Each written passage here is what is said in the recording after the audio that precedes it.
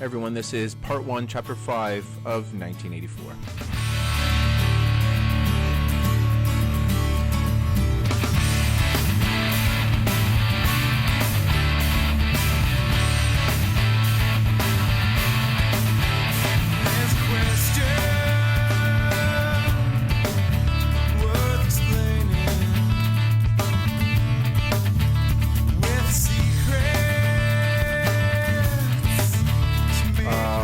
Look, we're just gonna dive right in. I made a few notes to myself, and usually I like kind of just going over them, reviewing them a little bit. And you know what? There's no time. There's no time to do that. So yeah, we're gonna hit record, and we're gonna hope for the best. I'll say this: COVID broke. When I was in chapter 7 with my class last year, and so I just quickly was just firing out these video reviews so that they would kind of have these lectures, obviously, to help them as they're working their way through the novel. And so now I have finally a little bit of time to actually go back and record some chapters, and it makes sense to start at chapter 1, but I also wanted to create some videos that would be helpful to my students now. And my students right now are in chapter 5, and that's exactly where we're going to start from. So you're going to see a difference between this particular video and then when you watch the chapter 7 video review, the quality takes a huge dip. Because like I said, I was just firing out these video reviews, didn't care about the quality, didn't care what I looked like, didn't care what I sounded like, and was just trying to put them out there. And so now that I have a little bit of time, the setup improves as we go. But you know what? It stays, a lot of it will stay the same. You'll see my PowerPoints up here as I'm talking through it, and it'll be a good time. And as always, just trying to keep them as snappy as possible, and make sure that that these aren't like hours long, so that you can quickly watch it, make sure that your notes are complete, and then move on. So it's a really good idea to have the novel in front of you, have your notes in front of you. And that way, as you're watching this, you can just add to your notes as you go if you feel like you missed anything, and that's the way that this works. I can't believe that COVID is still a thing. I guess I can and I can't. Like, it's been over a year already since the initial lockdown, and it's a little bit bizarre because when I first started the videos. My daughter wasn't even born yet. And now, of course, she just celebrated her first birthday. And I can't believe that it's been so long already, and just what a crazy year. And it's certainly a different year for teaching, and I would imagine that for the students, it's a different kind of year learning. In any case, I went from wiping down my groceries to stopping wiping down my groceries to now thinking about maybe I go back to wiping down my groceries, because you can never be too careful. I don't want to get to a point where I have to double mask. I don't really want to do that, but I'm thinking about it. I'm very seriously considering it, but I don't want to have to do that. Is that excessive? I don't know. I also don't want COVID, so that's kind of the other thing too. But then it's like, how many masks do I have to wear? Okay. What else did I want to say? I think that's kind of it. I think we'll just jump right into it. And I love these video reviews because from your end, you can just fast forward through whatever. Does anybody say fast forward? Skip through, I guess. Skip through the parts that you already know, and then just play the parts that you need, pause it when you need to. That part of it is just beautiful, and that way you don't have to listen to me the whole time. And of course, if you're working through the novel and you don't understand anything, well then hopefully the video review helps you. So look, the way that these work, if you haven't seen any of my other videos, is like I said, you're going to see the PowerPoint show up here, and I'm really just going to, I don't read through the whole chapter, is really just talk about some of the really big takeaways, some of the things that you definitely should know by the time you get to the end of the chapter, things that you should have in your notes, and I'm here to draw your attention to them. So the first thing that you probably want to write down is that we're introduced to a new character by the name of Syme. And Syme is described as smaller than Winston, these kind of large, protuberant eyes, and he's an interesting character. I like Syme a lot, and of course we're introduced to him here. And Syme is he's described as a philologist, and a philologist is somebody that studies language, and so he has been employed to work on the Newspeak dictionary, which we're going to talk a little bit more in detail about in a moment. But he is, so he studies language, he's good with language, and therefore that's what they have him employed on. And he's, I believe, currently working on the 11th edition of the Newspeak dictionary. And it's interesting because Syme is one of the only, I think, the only character in the entire novel that's actually described as Winston's friend. And we know that you don't have friends these days, so everybody's described as a comrade. And so it's kind of interesting that that Syme would be introduced and narrated in that way. And even in the narration, it quickly kind of corrects itself by saying, well, he's not really a friend, kind of in the traditional sense. So I just briefly, I'll just say, the reason why Syme is referred to as a friend is because Winston actually enjoys his company. He is somebody, as you'll see, that's drastically different than someone like a Tom Parsons, who is, we'll talk about in more detail later, but, who's kind of an idiot. He's a swallower of slogans, and he's, probably not particularly interesting to talk to. Whereas someone like Syme is described as somebody who is incredibly intelligent.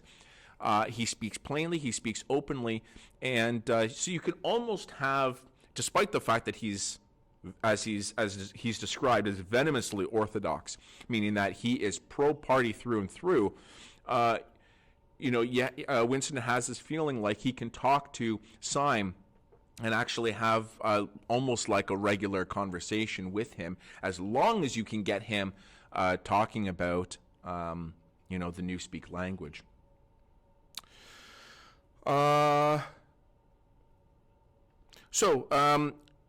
Another thing that's kind of a little bit interesting about Syme being described as a friend is that if you notice, and I'll draw your attention to it too, is that twice in this chapter, Syme actually accuses Winston for not being as pro-party as he should be. And contextually, where this is all taking place is in the lunchroom, in the canteen and the cafeteria of the Ministry of Truth. And again, Winston is grabbing his lunch with Syme, and they're eventually going to make their way over to a table and sit together. And like I said, there's twice in this chapter that Syme accuses Winston of not being as kind of pro-party as he should be. And the first one happens almost immediately, where Syme asks Winston whether or not he went to go and see the prisoners hanged. Now, this was referenced way back in Chapter 2, the Parsons kids, if you don't remember.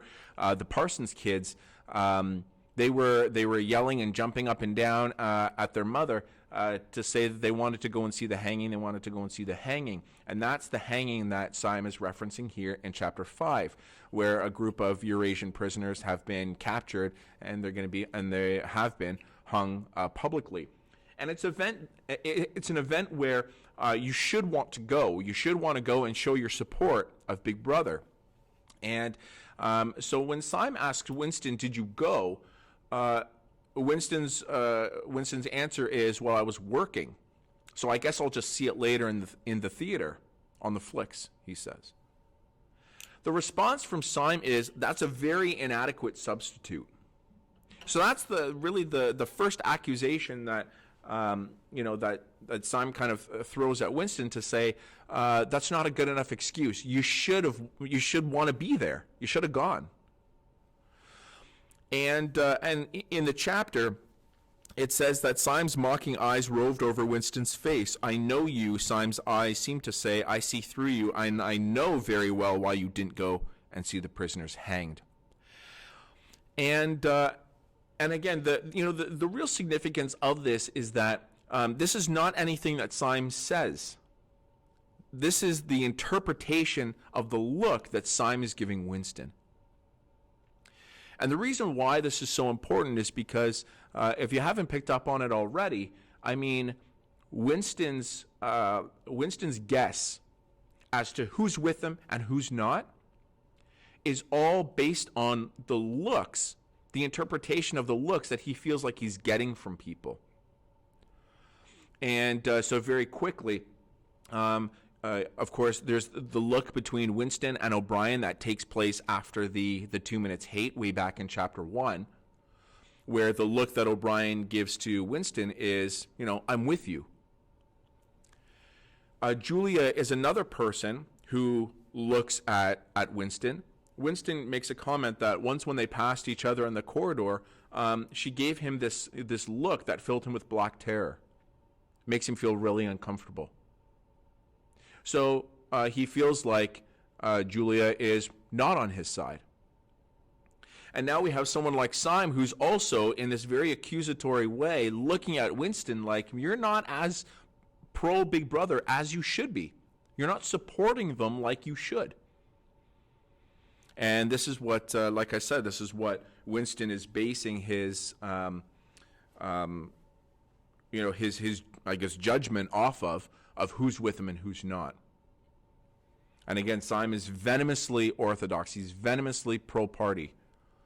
And Winston knows that, and of course is led to believe that Syme is not on his side. So let's talk about the Newspeak Dictionary. Syme spends quite a bit of time kind of explaining the Newspeak Dictionary and trying to relate to Winston how beautiful it really is.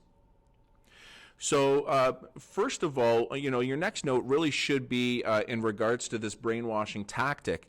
And there are many brainwashing tactics. And this one is called language creation and language destruction. And the way that Syme describes their Newspeak Dictionary is that their dictionary gets smaller and smaller and smaller every single year. The reason being that if Big Brother can reduce language, they will also be able to reduce thought. And this is exactly what Big Brother wants in their pursuit in turning their citizens into robots, into people that don't have to think for themselves anymore. And Big Brother will do all their thinking. We'll let them know what they need to say, and we'll let them know what they need to do. It's part of the stranglehold that Big Brother is trying to have over their citizens. And the language destruction is part of that. If we can reduce the language, then we will reduce the thought. And how those things pair up, I mean, if you think about the world that you and I live in, we pride ourselves, whether it's the Oxford or Webster's dictionary, we pride ourselves in our dictionary getting bigger and bigger and bigger every year because of the fact that we are always inventing new words and new ways of, new and creative ways of expressing ourselves. And so we pride ourselves that our dictionary gets bigger because we're constantly inventing new words, and we pride ourselves on that.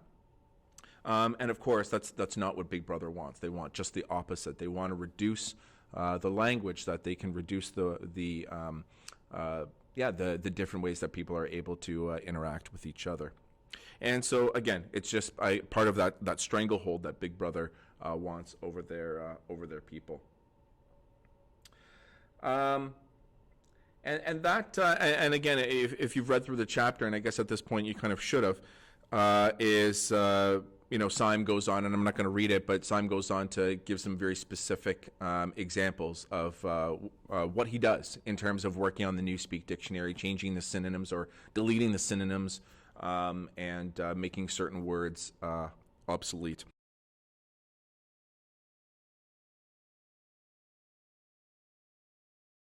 And that's really what leads us into accusation number 2. The second accusation from Syme is that he notices that Winston is not as excited as the Newspeak about the Newspeak dictionary as he is, and so Syme's accusation to Winston is, you don't have a real appreciation for Newspeak. In fact, Syme goes on to say, I've read some of your articles in the Times, and even though you are writing in Newspeak, you're still thinking in Old Speak. Syme even says, I can tell that in your heart, you prefer Old Speak. It is important to mention that that Winston makes a comment about Syme that he believes that Syme will be vaporized, right? That Syme will be eventually killed off. And the reason for that, what you should have in your notes, is that it's because of the fact that Syme speaks too plainly, he speaks too openly, and he's too intelligent. I like this chapter a lot because it really does pair up Syme and Tom Parsons. It really juxtaposes both of these characters, both of these men who are pro-party. They both support Big Brother, but in different ways. Because Syme is intelligent, he supports Big Brother in a different way than someone like Tom. Tom, as we'll talk about in a moment, is the perfect party member because he's an idiot, because he doesn't question anything. That whatever Big Brother puts out there, he celebrates. He loves Big Brother. Syme, on the other hand, is too intelligent. And Winston remarks in the narration that he's somebody that, maybe in not so many words, knows what Big Brother is doing. Syme is if you notice the way that Syme talks about Newspeak, Syme is very much aware of the manipulation, even though he doesn't use the word manipulation. Syme also doesn't use the word brainwashing, but Syme understands that that's exactly what Big Brother is doing. It just so happens that Syme is in favor of it. Syme knows that by reducing, Syme even says it, what we're doing is we're reducing language so that we can reduce thought. We're trying to make thought crime impossible. And Syme loves it. He's excited about it. He's so enthusiastic about his job working on the Newspeak dictionary. So it's important to note that. So again, just to reiterate that Winston believes that Syme will one day be vaporized because he's too intelligent, that at some point Big Brother is not going to need Syme anymore and will simply kill him off. Because if you're Big Brother, again, as it's referenced in an earlier chapter, the future of your government rests on the shoulders of someone like Tom, a robot, someone who's unquestioning, someone who's an idiot. It doesn't rest on the shoulders of someone like Syme, who is well aware of what you're doing. It just so happens he supports it. So I hope that makes sense. All right, there is a brief scene which I don't usually spend too much time talking about, but I also don't want to just skip over it. As Winston and Syme are sitting at the table, at an opposing table is a man and a woman. The man is doing most of the talking. The woman is kind of nodding her head and kind of agreeing with him. Oh, you're so right. You're so right. And the reason why this really brief scene is so important is Winston is looking over at this man and woman and can see the interaction that's taking place. And what the man is doing, if you didn't pick up on it or you didn't understand it, is he is just almost like spouting out all the great things about Big Brother. It's as if someone hit a play button and the man is just talking on a reel, just spouting out all the great things about Big Brother. Isn't Big Brother amazing? Isn't the war effort great? And the woman is just nodding along, agreeing with him. And that's really what Big Brother wants, this very robotic interaction between citizens. Meaning that one is just talking about all the positive things about Big Brother, the other one is agreeing with them, and that's the interaction that if you're Big Brother, you're sitting back watching that interaction and just loving it. Because it's just filled with this robotic positivity. What's even more interesting about this is that as Winston is looking at this man who is like a robot, actually physically looks like a robot. So I've been repeating over and over again that what Big Brother wants is to turn their citizens into robots, these people that are brainless and don't have to think for themselves. And as Winston is looking over at this man, the way that the light is shining, I think it's the way that the light is shining on this man, Winston can't even get a good look at his eyes. So it looks like there's two just blank discs instead of eyes. That it's just a mouth moving up and down, as if he's being controlled by somebody, or like I said, as if somebody hit the play button and his mouth is just going up and down. So even physically, that man talking at the other table looks like a robot as well. So there's a nice comparison there. So speaking of robots, we are introduced to Tom Parsons. Tom enters the cafeteria. He beelines it over to Syme and to Winston and sits down at the table. And Tom is again, the notes that you should have on Tom is that Tom is the perfect party member. Meaning that he is, as I mentioned earlier, he's an idiot. He's a swallower of slogans. He's exactly the kind of man that Big Brother wants. Because he's also a man who's raising the next generation. He has the two kids. He's raising the next generation to also follow along with Big Brother and their ideals and their philosophy or whatever. And so Tom is just the perfect. He's just the perfect a party member. And he's described as kind of overweight, sweating, almost like a full-grown child, some sort of like man child in the way that he's dressed and kind of conducts himself. So he's somebody that, and you can see it play out really nicely in this chapter. He's somebody that really loves Big Brother. It becomes very apparent. And when he sits down at the table, he even remarks about how whatever Syme is doing, because Syme is writing something down on a piece of paper, about how whatever Syme is engaged in, he is it's probably something a little bit too brainy for him.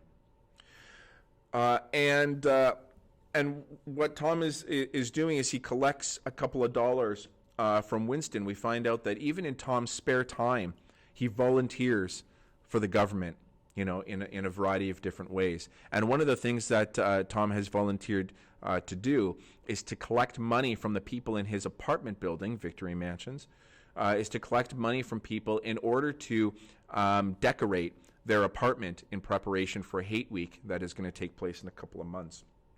So again, if contextually we're in April, it takes place sometime in the summer. So he collects a couple of dollars. From Winston. Really, the big takeaway from Tom in this particular chapter is really focused around his kids. And Tom, although he references the fact that his son shot Winston in the back of the neck with the catapult. And it's interesting because Tom's reaction is, I gave him a good dressing down for it, which means that he scolded his son for doing it. But in the same breath, he is also incredibly proud of his son. He's really proud of his son for doing what he believed to be the right thing, which actually leads Tom into telling another story about his daughter this time, about how she followed a man into the forest, got away with a couple of girls from, I think they're on a hike, and follows a strange man who's wearing, a different kind of shoes, and follows him. And once they get into town, they rat him out, and the man is, we can assume that the man is captured and killed off. And the way that Tom ends that story is, that, my kids they're keen. They're really, really keen. They're really, really smart kids. But of course, to us as the reader, we know how dangerous these kids are. He's really breeding a couple of monsters, but they're dangerous. They're dangerous kids. And towards the end of the chapter, Tom shares another story about his kids, about something that they did to a woman, which I'll talk about in a moment. Good. I think the next big thing is talking about the chocolate rations. Now, again, the chocolate rations is something that kind of carries on for a few chapters, and so hopefully you've made notes on it. But we know that, just to review a little bit, the chocolate rations was originally at 30 grams. Then in a previous chapter, the announcement is made that the chocolate rations are going to change from 30 grams to 20 grams. When Winston goes to work, he's responsible for changing the promise to not touch the chocolate rations to, we're probably going to have to touch your chocolate rations. Then, this scene here, we find out that the change that's made is not changing the chocolate rations from 30 grams to 20 grams, but actually convincing the citizens that their chocolate rations were raised to 20 grams. In fact, it leads Tom into saying, wow, the Ministry of Plenty has done a really good job this year. How amazing is that? And it actually says that there are spontaneous demonstrations to thank Big Brother for raising the chocolate rations. And that's how brainwashed people are. I had mentioned about Tom saying that the Ministry of Plenty has done a really good job this year, and I think there's a little bit of irony in that, and I'm sure that you picked up on it, that Tom says to Winston and to Simon as well that the Ministry of Plenty has done a really good job this year, and then in the very next line, he asks Winston if he has any razor blades. The irony, of course, being that if the Ministry of Plenty was doing a really good job, he would have razor blades and he wouldn't have to bum them off somebody else. Two more things to talk about, which are really, really quick. As you can see, I put on the slide here, that Winston notices that the girl with dark hair, of course, we know her by now, her name is Julia, but the girl with dark hair is sitting at an adjacent table and has been actually staring at Winston. And he notices her, and she notices him, and then she quickly looks away. So I have on the slide here, what does she want? If we're really tracking Julia, the girl with dark hair, there are times where she passes him in the corridor, as I mentioned, and the look that she gives him fills him with black terror. It makes him feel really, really scared. He even contemplates maybe she's a member of the Thought Police, maybe not. Then he has that dream about her in chapter 3, where he believes, well, maybe she is trustworthy. And now we're back to this to this example here, this situation here, where she's sitting at another table just staring at him. Is she spying on him? What is it that she wants? Is she a member of the Thought Police, and is she somebody that he needs to be worried about? Or is his dream right? Is she somebody that can be trusted? And then, like I said, Tom finishes off the chapter by sharing a story about his two kids. And so just briefly, I'll just talk to it. That Tom he's so proud of his kids that his son and daughter noticed a market woman who was wrapping up sausages in a poster of Big Brother. And so they light her skirt on fire and they burn her really badly. And Tom is just excited to tell the story because, of course, it shows just how pro-government, pro-Big Brother, pro-party his kids really are. And so that's really it. Important chapter because we get to meet two neat characters in Simon and Tom, and they're juxtaposed with each other beautifully. And of course, we see just how pro-party Tom really is, and we also see the culmination of the issue with the chocolate rations as well. So, as always, I hope that was helpful. And as I'm talking, I have no idea how long this video is. I hope it's not too long. But more than that, I hope it's helpful to you because I create them for you. I know this stuff already. That's why I'm me. And I'm in the position that I'm in. And that's why you're you, to learn it. So, hey, look, I hope you find it helpful. And and I'm gonna work at the chapter 6 video. It's a short chapter. I hope to get to it, and if not, then you're jumping from chapter 5 video review to chapter 7. And like I said, you're going to see a drastic difference between chapter 5 and chapter 7. I haven't seen chapter 7 because I don't watch my own videos. I haven't watched chapter 7 since I had to edit it a year ago. And I think I was wearing a hood, looking disheveled, looking like I was in lockdown. And in my basement that was unfinished at the time, it has since been finished, renovated, and looking great. But you get to see what my unfinished basement looks like. Anyway, hey, look, I do it all for you, and enjoy.